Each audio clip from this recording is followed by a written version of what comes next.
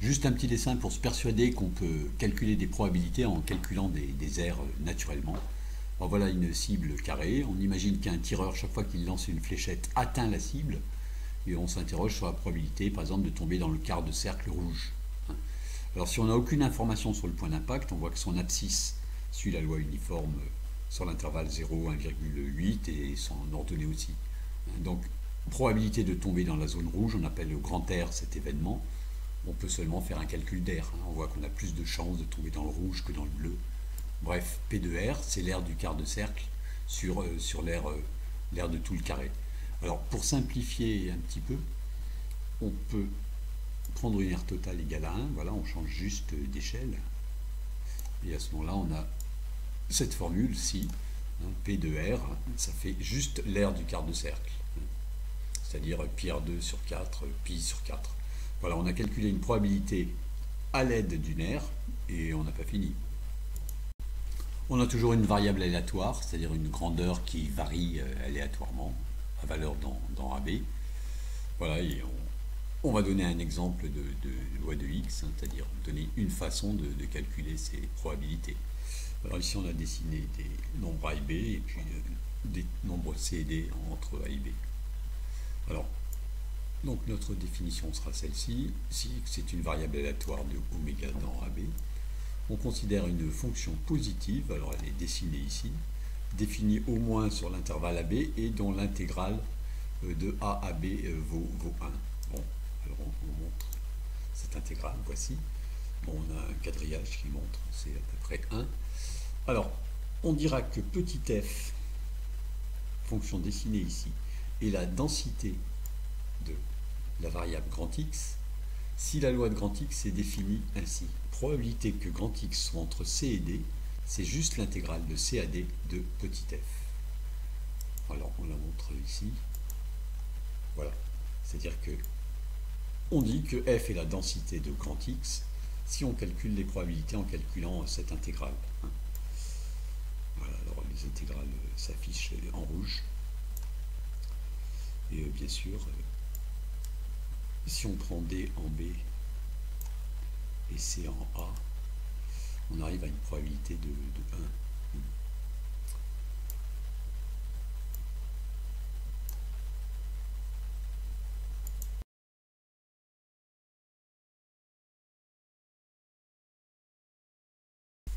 On vient de donner une définition abstraite, il reste à voir si ces objets existent vraiment. C'est-à-dire avec ça on peut faire beaucoup de mathématiques. Ici la fonction tracée c'est celle-ci, avec un curseur là, voilà, je peux faire varier le curseur.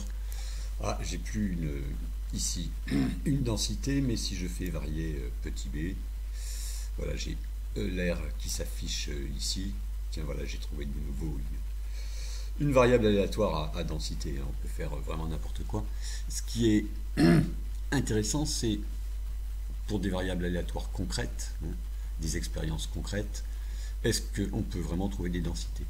Alors on va voir tout de suite un exemple, le plus simple. Mais disons que passer d'une variable aléatoire correspondant à une expérience concrète à trouver la densité n'est en général pas un problème de la classe de terminale. C'est vraiment difficile. Et en passant, un autre problème encore plus difficile, c'est comment on passe de la vraie vie à une variable aléatoire. Ça, on n'en parle même pas. L'exemple le plus simple de variable aléatoire à densité, vous le connaissez déjà. Je reprends ici, entre 2h et 5h, j'attends une personne. Je désigne par grand X son heure d'arrivée, je n'en sais rien, et donc je considère la loi uniforme sur l'intervalle 2, 5.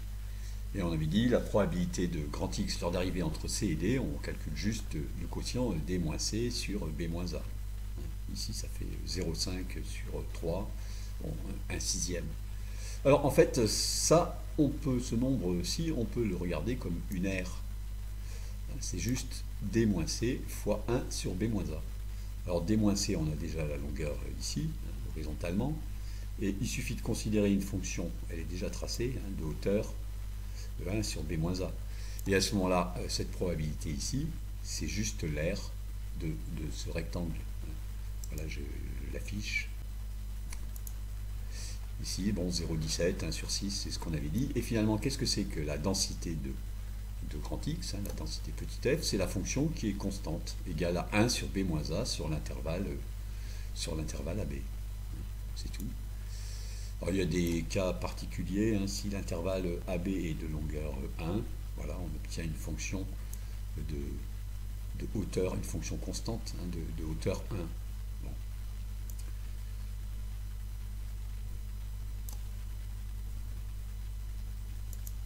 On donne maintenant une propriété de toutes les variables aléatoires possédant une densité. Si je prends un nombre petit c entre a et b, la probabilité que grand X soit égal à c, c'est, d'après cette définition, l'intégrale de c à c de f, donc c'est 0. Alors, on en déduit ceci. Grand X entre a et c inclus, c'est bien la réunion disjointe de ce qui est ici. Donc la probabilité de grand X entre a et c inclus, c'est la somme des probabilités, ce qui donne finalement, puisqu'ici on a 0, cette expression. Autrement dit, quand on considère une probabilité comme ceci, on peut mettre un inférieur strict à un endroit ou à un autre. Ça ne change rien à la probabilité. Dernier point de cette vidéo, on définit l'espérance mathématique d'une variable aléatoire à valeur dans un intervalle. Alors on va procéder par analogie avec ce qui a été vu en première. Alors, en classe de première, la variable est à valeur dans un ensemble fini. Hein. La somme des probabilités vaut 1, ce qui se traduit par cette intégrale. Voilà, et on note que une probabilité notée ici P de x égale xi correspond ici, on calcule une somme, comme à gauche, de f de t dt. Alors, f de t dt, on peut penser à l'aire d'un petit rectangle ici, de base dt et de hauteur f de t.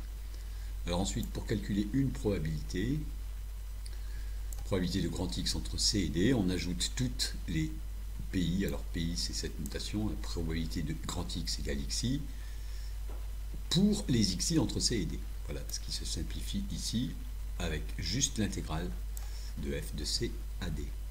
Ensuite, l'espérance de grand X.